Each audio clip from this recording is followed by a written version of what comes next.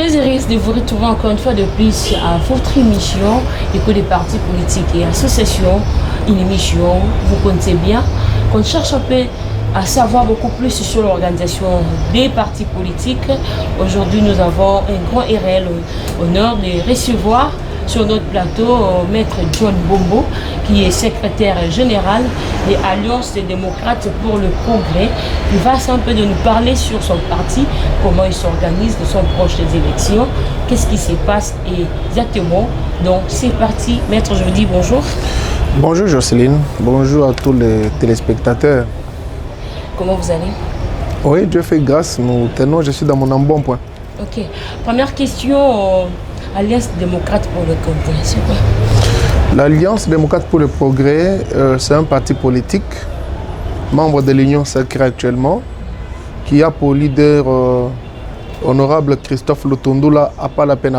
J'aime bien lui-même, il se sent dans sa peau lorsqu'on dit qu'il est honorable parce que c'est un député national. Vraiment.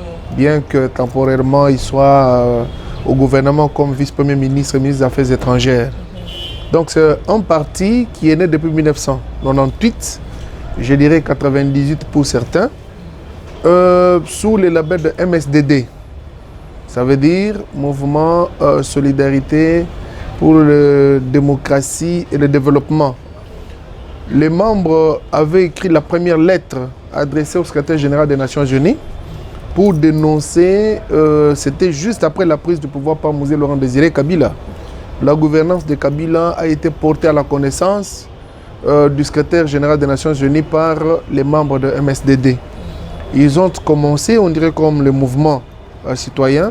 Il fallait donner corps avec un regroupement qui a une personnalité juridique pour que leur voix soit très bien attendue et canalisée. C'est comme ça qu'ils ont créé MSDD. Mais au fil du temps, je crois que c'est en 2015, 14 ou 15 si je ne m'abuse pas, que le vent nouveau a soufflé à Sainte-Anne. C'est à ce moment-là que je ferai mon entrée. Et nous avions adopté au Conseil national que nous quittions du mouvement vers l'Alliance. Le mouvement, les gens se sont entendus pour créer un mouvement. Ce mouvement-là, c'est une alliance des gens. Quand on parle de solidarité, effectivement, mouvement, solidarité, développement et démocratie et développement. Déjà, lorsqu'on parle de développement, c'est le progrès. Lorsqu'on parle de la démocratie, oui, c'est le pouvoir du peuple pour le peuple par le peuple. Nous avons voulu que ce soit quand même mieux dans la prononciation, au lieu que ce soit des lettres très kilométriques qui peuvent créer des petites confusions dans le chef de ceux qui voudraient prononcer. C'est comme ça qu'on a créé Alliance des démocrates pour le progrès. Okay. Aujourd'hui, vous êtes à l'Union sacrée. On peut savoir un peu votre parcours. Vous étiez aussi au G7 oui. Et tout ça. C'était un parti de la majorité présidentielle à son temps, avec le Lutundula comme député. Vous vous rappelez de la fronde, lorsqu'on parle de frondeur. Il était, parce que vous savez, on connaît son parcours parlementaire, il était premier vice-président de l'Assemblée nationale lorsque l'Assemblée était dirigée par l'honorable Vital Kamerhe. Mais du temps de Kabila, parce qu'il y a eu des démissions, lorsqu'il y a eu évolution, à ce moment-là, c'était, je crois, MPP. C'était MPP, si je ne m'abuse pas. Non, AMP. AMP, finalement, on a créé la majorité présidentielle. Ils ont écrit 3 lettres au président d'antan, Joseph Kabila, pour lui demander de respecter la Constitution. Et c'est la dernière lettre de, je crois, de septembre qui a tout bouleversé. Parce que là-bas, ils ont accepté de pouvoir démissionner. Chacun devait démissionner à son poste. Lutundula était président, je crois, de la commission PAJ. Il a eu à laisser. Pierre Lumbi, qui était le conseiller spécial en matière de sécurité du chef de l'État, a eu abandonné. On a vu Olivier Kamitatu, Ndundo, qui était ministre de l'Environnement. On a vu Dani Banzé, d'où provient l'actuel Premier ministre Sama Lukonde. Donc les 7 ont abandonné. Et je vous fais une petite découverte que même Bati Lukwebo faisait partie de ceux qui devaient venir. Alors on a évolué, certains ont voulu battre en retraite bien entendu. Avec l'évolution de l'histoire politique, nous sommes dit, bon, ça va, on prend Moïse comme étant candidat. Ce n'est pas comme étant président du parti, mais comme étant candidat. Il y avait plusieurs partis. Il y avait plusieurs partis. C'est comme ça qu'ils ont formé un noyau qu'on appelait le G7, groupe de 7 personnes. 7 partis politiques, ADP, une ADEF avec Baba Kyungu, de reste mémoire, une ADEF. Une ADEF avec Charles Mondo Simba, une AFEC avec Baba, ARC, José Ndundo, qui ça? Olivier Kamitatu. Non, José Ndundo PDC, Olivier Kamitatu ARC. Il reste 2, Dani Banzé ACO et MSR Pierre Lumbi. Donc comprenez que les 7 sont restés dans un bloc rigide. Ils ont même obtenu l'acte constitutif. Et cet acte-là, je vous informe que ça a été légalisé. Donc, c'était un groupement qui était pourvu de la personnalité juridique, avec Moïse comme étant candidat. Et puis, tout ce qu'il a eu à connaître comme déboire politique, ça n'a pas marché. Lui-même a évolué avec d'autres personnalités lorsqu'on est revenu de Genval, pour la création de RASOP, qui était chapeauté par Tshisekedi de Moulumba, de heureuse mémoire, avec Pierre Lumbi comme président du Conseil des sages. La politique a évolué jusqu'à ce qu'ils se sont résolus de pouvoir intégrer d'autres personnalités ainsi que d'autres partis politiques. On a vu Claude Loubaya avec son parti, on a vu FCR avec mon vieux, le nom Ewanga. On a vu Delis Sanga, Jean-Bertrand Ouanga, on a vu Delis Sanga. Finalement, tous, ils ont créé la marmite qu'on appelle Ensemble pour le changement. L'Ensemble pour le changement qui était une méga plateforme qui regorgeait en elle-même les partis politiques et certains regroupements. Et quand nous sommes allés aux élections, oui, on a voulu les regrouper, les autres partis politiques là, pour ne pas émietter les chances. En évoluant, Moïse a créé son parti politique qui est Ensemble pour la République. On ne pouvait pas continuer à faire route ensemble. Nous nous sommes dit niet, ADP reste autonome, indépendante, avec sa politique, ses statuts. On ne peut pas dissoudre ADP. Nous évoluons. C'est le vent nouveau qui avait soufflé en évoluant avec les différents secrétaires généraux. Aujourd'hui, c'est mon tour. J'ai été nommé secrétaire général. Vraiment, vous êtes, nous sommes arrivés, comme Moïse fait son parti ensemble. L'ADP n'est pas parti. Donc vous faites chemin seul. Oui, nous faisons chemin seul. Même Lutundola lui-même était avec Moïse Katumbi. Oui, Lutundola était avec Moïse. Il était, je crois, secrétaire permanent. On avait créé ce poste-là compte tenu de son poids politique. Mais le violon ne s'accordait pas. Non, en fait, parce que l'analyse n'était pas du tout bonne. Nous sommes ADP. Le portefeuille que nous avons, ça ne vient pas de l'ensemble. Ça, c'est la relation Tshisekedi-Lutundola.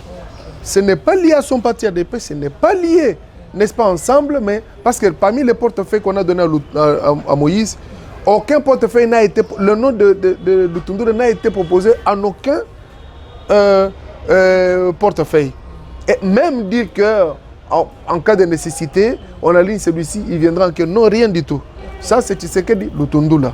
Alors, nous nous sommes retrouvés dans l'Union Sacrée. Nous nous sommes dit, bon, ça va, notre parti fait et membre intégrant de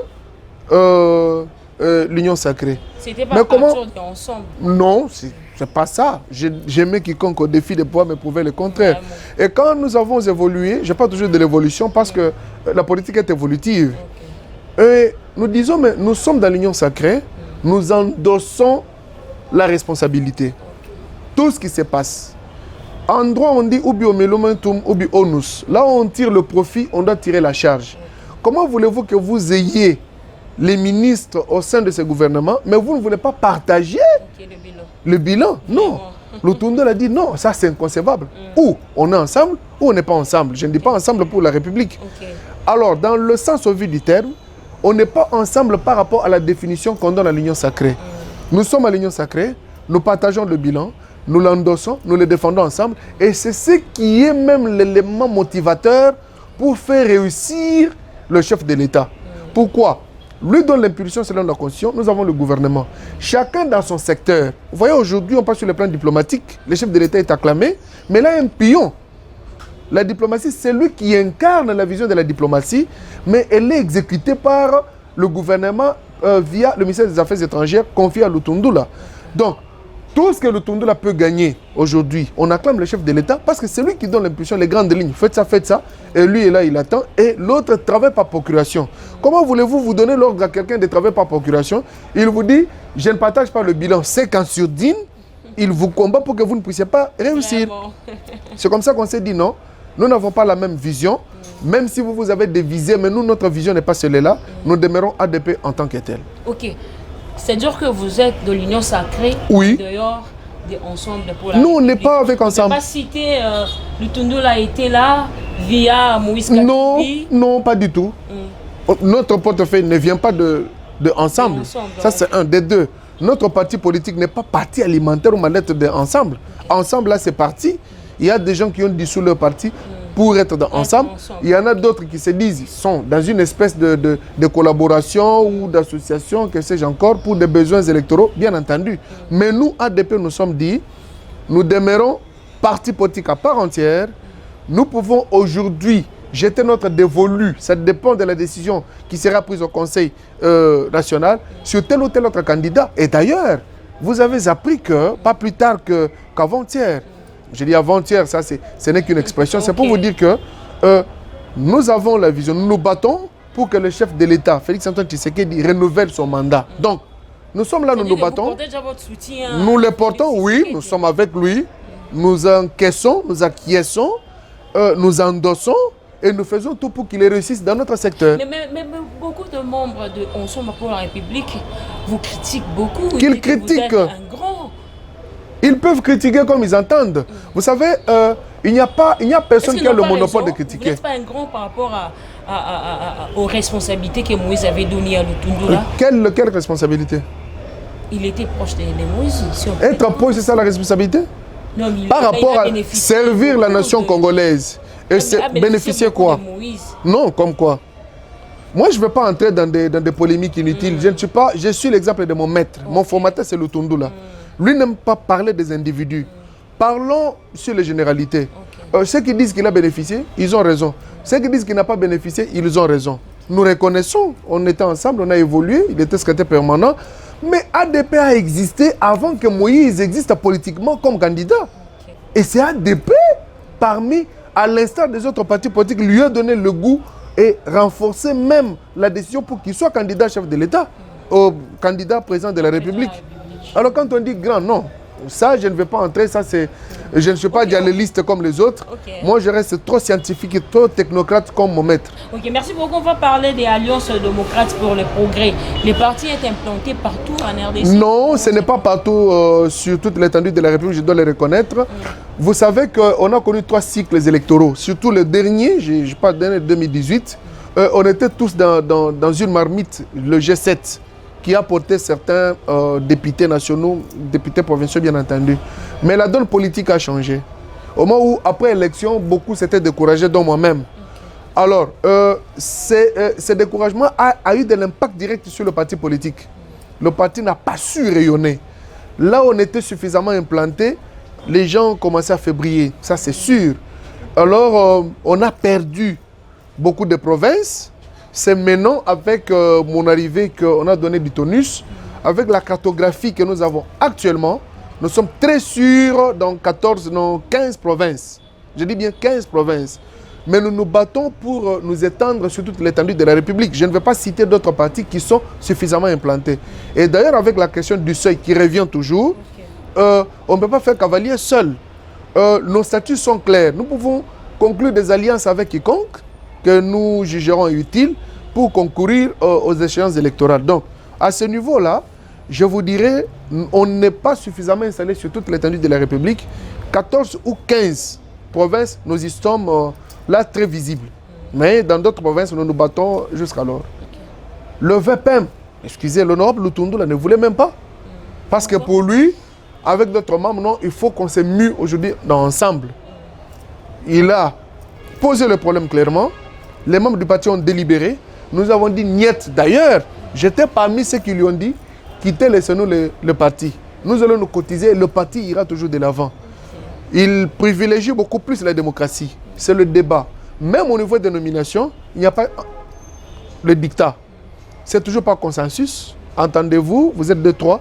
On devait aller en Afrique du Sud lors des travaux de la candidature commune. On devait chercher quelqu'un qui pouvait accompagner le VPM, honorable Lutundu là. On a pris 2 interfédérations. Moi, j'étais président interfédéral du Kassai oriental. Il y avait Raphaël Akeli, pour ne pas le citer, il n'est plus avec nous dans le parti, il est déjà parti. On s'est retrouvé à Kinshasa. Le VPM nous dit, bon, allez-y vous concertez, je prends l'un de vous. Nous nous sommes retirés, je leur ai dit, vous voulez partir? Oui, allez-y. Il a suffi 10 secondes pour que je vais lui dire non, nous nous sommes décidés, je préfère que lui aille. Il dit, tiens, mais lequel est venu au parti après vous? Et puis vous êtes interfédéral de l'intérieur. On pouvait vous privilégier pour quand même stimuler les autres à pouvoir adhérer. J'ai dit non, ce n'est pas ça. Je préférais que lui aille parce que je comprends facilement les choses. Donc chez nous, c'est la démocratie. Ok, merci beaucoup. Avant d'aller dans autre chose, vous avez dit qu'il y a des alliances qui peuvent se faire. Est-ce que vous pouvez penser une fois à ces élections ici de 2023? Oui. Revenir ensemble pour la République? On évolue. Mais j'estime pour ma part en tant que secrétaire général que la page est tournée. Déjà. La page est tournée pourquoi? Parce que conclure les alliances, on voit les ambitions. Or, nous, nos ambitions, c'est que l'actuel chef de l'État renouvelle son mandat. Mais déjà, on élimine la question d'office par le simple fait que retourner dans les forces katombistes équivaut à les soutenir aux élections 2023. Alors, mais nous avons déjà notre candidat. Soutenir Félix. N'en déplaise, mais pour l'instant, ils ne se sont pas prononcés. La prononciation, Fachi, nous savons qu'il se prononce, qui sera candidat, et nous disons, nous les soutenons. Moïse, jusqu'hier, on soutient, je vois de campagne d'adhésion massive pour le soutenir en 2023. Ok, c'est de bonnes guerres, c'est la démocratie, allons-y tous, mais pour nous, ADP, moi en tant que secrétaire général et mon parti, nous battons campagne pour... Merci beaucoup, on va parler du président, les ministres actuellement, mais quand même, sa façon de faire les choses, ça impacte aussi. On parle de la diplomatie qui a échoué, étant ministre des Affaires étrangères. Très bien.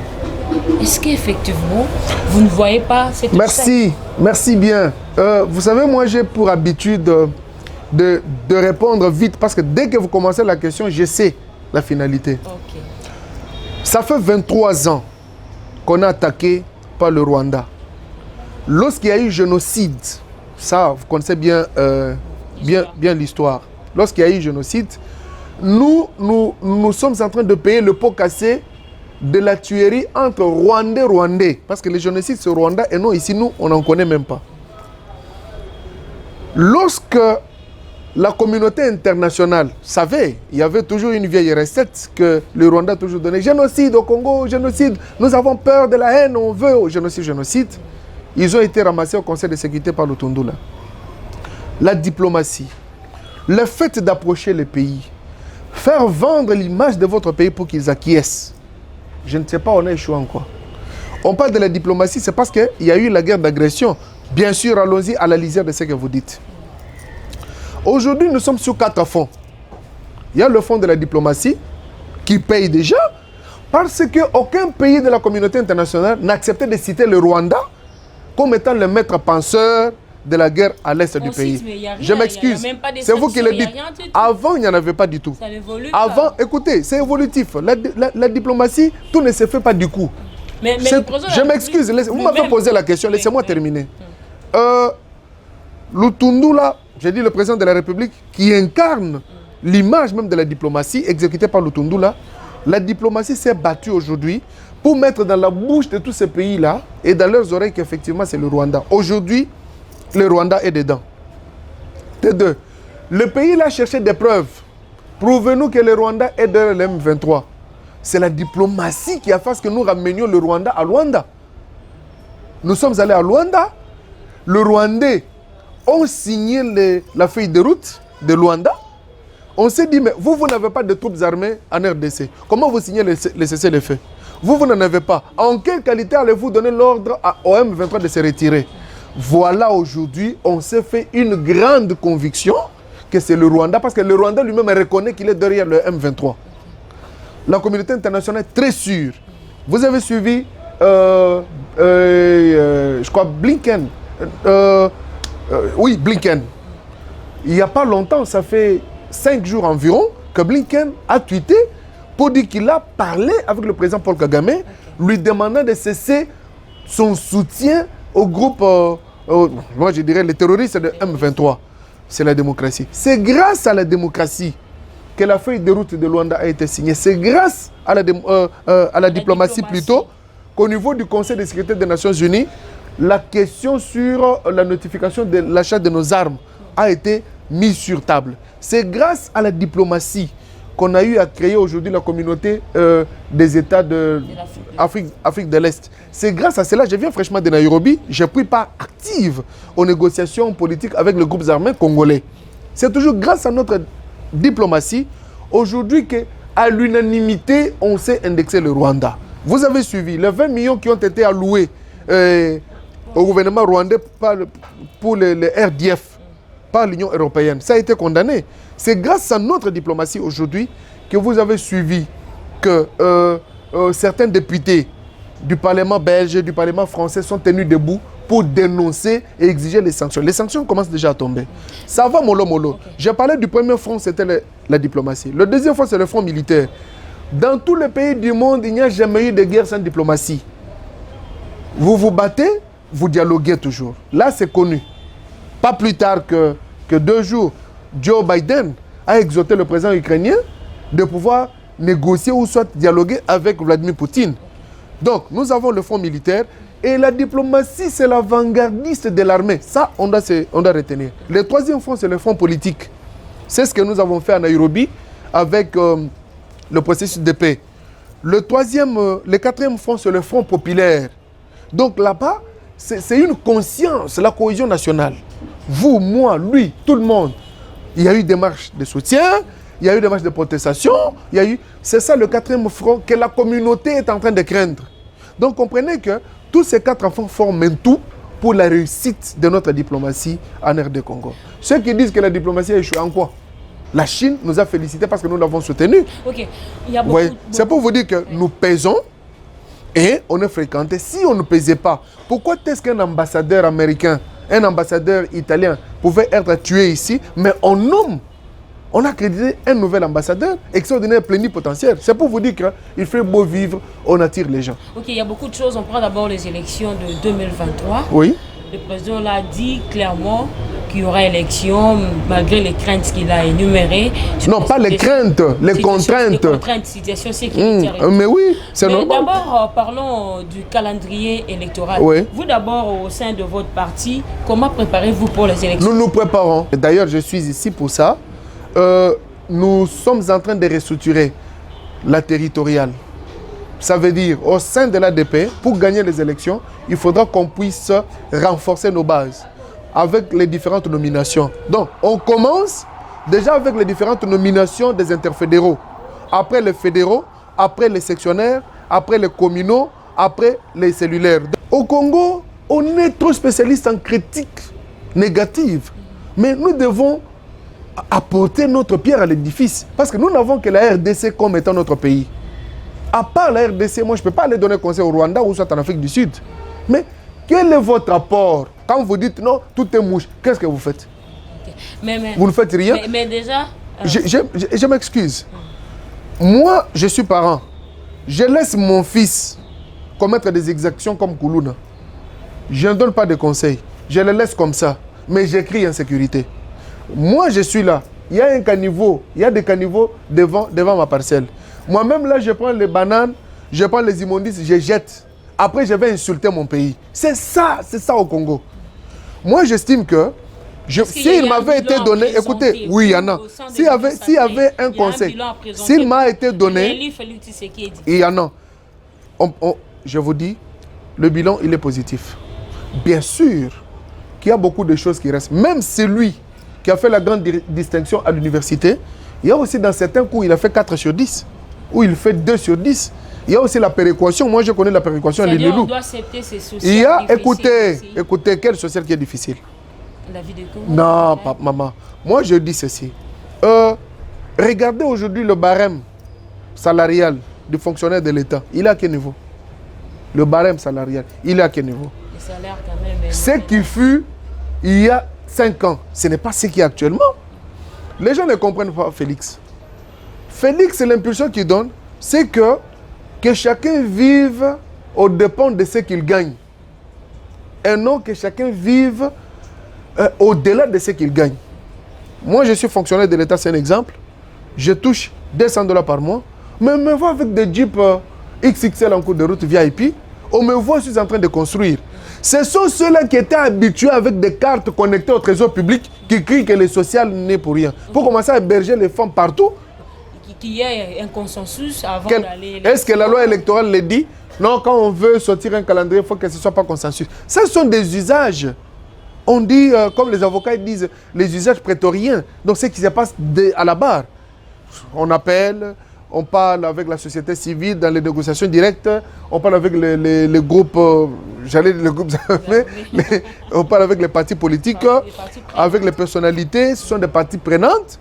Ok, là, on trouve, mais ce n'est pas ça. La loi électorale ne le dit pas. Mais pour chercher un climat apaisé. Quel apaisement du climat? L'apanage, nous reconnaissons le pouvoir régalien de la CENI, publier le calendrier électoral. Dites-moi quelque part où l'on dit que le calendrier, on doit mettre un bombo à gauche, on prend Jocelyne à droite, nous-mêmes nous commençons maintenant à tracer lundi, mardi, mercredi, c'est moi qui ai donné mercredi, l'autre donne jeudi. Ce n'est pas ça. Ça, le calendrier là, je dis toujours la donne politique a changé. Ce qui était avant 2018, ce n'est pas ce qui est actuellement. Nous savons les tensions de 2006, les tensions de 2011, les tensions de 2018. Ce ne sont pas les mêmes tensions qui vont émailler ces élections 2023 pour qu'on dise non, il faut qu'il y ait consensus entre les calendriers. Mais quel est le pouvoir? Vous dépouillez alors Kadima, pour ne pas parler d'individu, la CENI de tout son pouvoir. Moi, j'estime pour ma part, le calendrier est là, le vin est tiré, il faut le boire. Il vous a promis les élections. Dans le discours sur l'état de la nation, il l'a confirmé. Il a tenu un discours qui a apaisé tout le monde, qui a rassuré tout le monde pour la tenue des élections. Jetez-vous dans l'eau, que vous sautez avec des verbiages creux, comme des slogans. Il y a fraude. Il y a fraude. Ça fait, nous, au Congo, on est habitué selon les cycles à des termes. Glissement, consensus, fraude. C'est toujours ça, ça revient toujours, l'impérium. Ok, on sait déjà notre émission, situation sécuritaire, vous avez parlé de ça longuement, mais avec des différences avec Kagame, est-ce qu'on aura vraiment une solution? Oui, je suis congolais, je crois en mon pays, je crois aux institutions, de mon pays, je suis là, je suis très sûr qu'aujourd'hui, les larmes de l'Est vont se transformer en sourire. Je suis très confiant avec ce qui se passe actuellement. Les donnes, je dis toujours, les filets bougent. Les filets bougent, j'aime bien le sport, le football. C'est en train de bouger, il y a une lueur d'espoir. Et la lueur d'espoir s'est fait déjà remarquer avec les différentes condamnations du Rwanda, de son régime. Parce que, pour paraphraser le chef de l'État, Félix Antoine Tshisekedi, les Rwandais ne sont pas nos ennemis. Nous avons pour ennemi Kagame et son régime. Donc, moi je dis pour ceux qui sont à l'Est, la justice sera rétablie. La justice transitionnelle sera établie. Ils vont... Mais c'est déjà, vous avez suivi. Très bien, mais ce sont les efforts de la diplomatie. Parce qu'avant, Keïta ne voulait même pas en parler. Quand on a abattu l'avion onusien avec 8 personnes à bord, il n'avait rien dit pour dire que on connaît le mécanisme conjoint de vérification élargi qui a dit, je m'excuse, nous profitons de cette déclaration pour en faire large écho. De sournois ou pas, je m'en fous. Moi, je prends ce qu'elle a tenu comme déclaration. Écoutez, Bintou Keïta l'a dit, mais elle ne le disait pas. Au moins demain, elle ne l'a pas dit. Quand on a demandé le rapport, elle non plus n'a rien dit. Le secrétaire général des Nations Unies non plus. Il avait même ovation. Oui, il faisait des éloges, entre guillemets, au M23. Mais aujourd'hui, le langage change. Moi, je ne peux que me féliciter et dire que ceux qui disent qu'il y a eu échec de notre diplomatie, ils ont tort. Mais voilà la preuve, Bintou Keïta. Merci beaucoup. On cite totalement à cette émission. Quel est le dernier mot que vous donnez aux partisans, aux militants des alliances de démocrates pour le progrès? D'abord, pour ceux qui ne sont pas membres de l'ADP, je les invite à une adhésion massive. On est sur avenue Bolobo, croisement Prince Kassavoubou, en face de Kobil, la station Kobil, sur Prince Kassavoubou, commune de Kinshasa. Les portes sont ouvertes. Je suis formé, le Tundula forme les technocrates. Il me dit toujours qu'il faut éviter d'être politicien, mais d'être technocrate. présentez les faits tels qu'ils se présentent et restez cohérent, réaliste dans ce que vous dites. La politique autrement, c'est dans l'ADP. Pas les dialélos. Vous ne verrez pas nos effigies ou soit... ils n'aiment pas. Vous venez chaque fois au ciel. Vous voyez sa grosse photo là-bas, il n'en veut pas. La politique qu'il est en train de nous apprendre, nous invitons tout le monde à pouvoir adhérer au sein de l'ADP pour qu'ensemble nous puissions transformer le pays au sens voulu par tous. Pour ce qui est des élections, j'invite tout le monde à pouvoir s'approprier de ces calendriers, de se préparer pour affronter les échéances. Pour ceux qui sont à l'Est, oui, la lumière est là, le sourire va revenir, l'Est qui s'est transformé en lac de sang sera un jardin de bonheur pour tout le monde où il fait beau vivre avec nos différents minéraux.